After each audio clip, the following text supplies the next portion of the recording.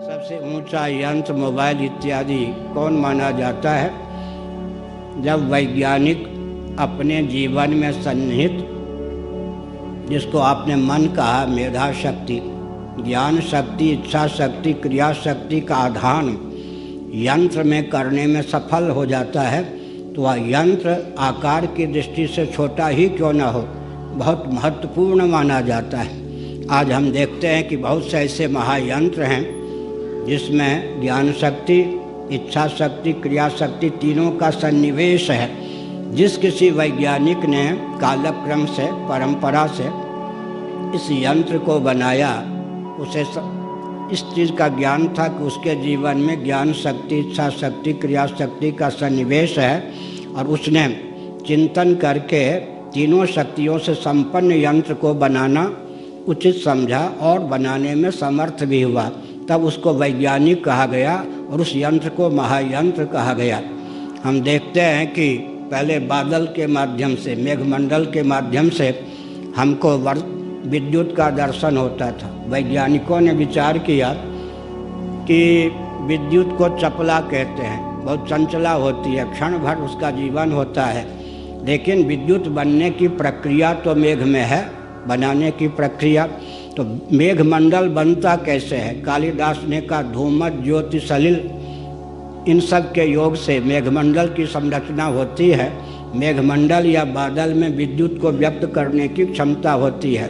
अब वैज्ञानिकों ने बादल के बनने की विधा का अध्ययन किया, उसके अनुसार उसने वह प्रक्रिया निकाली जिसके आधार पर विद्युत की संरचना हो सके।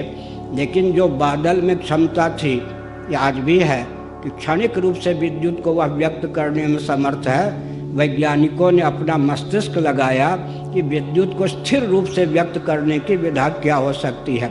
क्षणिक अगर अभिव्यक्ति की क्षमता किसी वस्तु में है, उस वस्तु में किस वस्तु का संकलन करने पर, सन्निवेश होने पर, उस वस्तु को कौन सा रूप देने पर स्थिर रूप से विद्युत की अभिव्यक्ति हो सकती है। जितने भी वैज्ञानिक हैं उनकी आधारशिला क्या है, थोड़ा विचार करें। हमारे सामने पृथ्वी है और पार्थिव प्रपंच, वृक्ष, पर्वत इत्यादि हैं। जल है और वारुण प्रपंच, जल के कार्य हैं। तेज है, तेज के कार्य तेजस पदार्थ, सूर्य, चंद्र, अग्नि इत्यादि हैं। वायु हैं, वायु के प्रभेद हैं। यहाँ तक कि महाभारत में लिखा है ऊपर जो देवताओं के यान होते हैं वो तो वायु के द्वारा ही संचालित होते हैं। तो हमको यह पता चलता है कि ऊर्जा के 4 स्रोत हैं, पृथ्वी, पानी, प्रकाश और पवन। हम अध्यात्मनिष्ठ संतों के पास, विद्वानों के पास तो ऊर्जा के बहुत स्रोत हैं जिनका हम लोगों को ज्ञान है, लेकिन आस्तिक नास्तिक उभय सम्मत ऊर्जा के 4 स्रोत होते हैं, पृथ्वी, पानी, प्रकाश और पवन। इस दृष्टि से हम विचार करें तो ऊर्जा के स्रोत पृथ्वी, पानी, प्रकाश और पवन हैं। जब कोई वैज्ञानिक पृथ्वी का ठीक ढंग से अध्ययन करने में समर्थ होता है, जल का ठीक ढंग से अध्ययन करने में समर्थ होता है, तेज और वायु का ठीक ढंग से अध्ययन करने में समर्थ होता है, और पृथ्वी से बने हुए पदार्थ जिनको पार्थिव कहते हैं, जल से बने हुए पदार्थ जिनको वारुण कहते हैं, तेज से बने हुए पदार्थ जिनको तेजस कहते हैं, वायु से बने हुए पदार्थ जिनको वायव्य कहते हैं, उनमें सन्निहित जो सिद्धांत होता है, जैसे गुरुत्वाकर्षण के सिद्धांत, हमारे वैशेषिक दर्शन के आचार्य कणाद मुनि आनी ने पहले ही दिया, लेकिन न्यूटन जी का नाम भी लें तो वो तो नियम न्यूटन जी ने नहीं बनाया ना।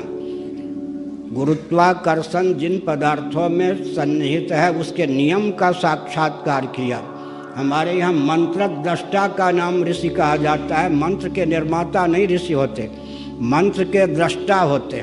इसी प्रकार जो भी वैज्ञानिक होते हैं वो पृथ्वी, पानी, प्रकाश, पवन में सन्निहित जो सिद्धांत हैं, जिसके आधार पर इनकी उत्पत्ति होती है, इनकी स्थिति होती है, समय आने पर इनका नाश होता है, उसको जानने में समर्थ होते हैं।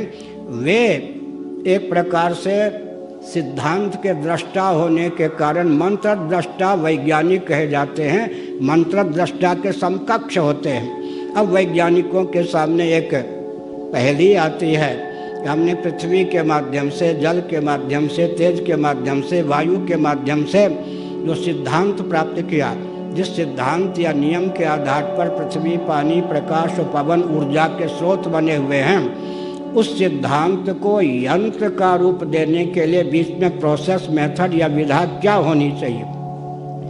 जब वैज्ञानिक इसका निश्चय कर लेता है कि सिद्धांत को, जो कि मंत्र कोटि का पदार्थ है, नियम, सिद्धांत, मंत्र, उसको यंत्र का रूप देने के लिए कौन सी विधा, प्रक्रिया या प्रोसेस हम अपनावें, तब वो वैज्ञानिक उच्च कोटि का वैज्ञानिक माना जाता है।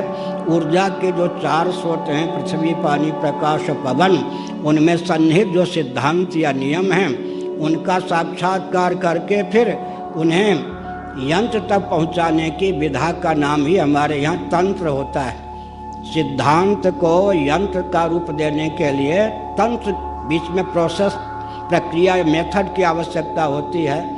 जो शिव विद्या के उपासक हैं वहाँ भी मालूम होगा, एक देवी का, भगवत तत्व का, पराचिति का सिद्धांत होता है और देवी की अभिव्यक्ति की एक प्रक्रिया होती है जिसका नाम तंत्र होता है। उस समग्र सिद्धांत को यंत्र के माध्यम से व्यक्त किया जाता है। तो हमने एक संकेत किया कि यंत्र के मूल में तंत्र और तंत्र के मूल में मंत्र या सिद्धांत होता है।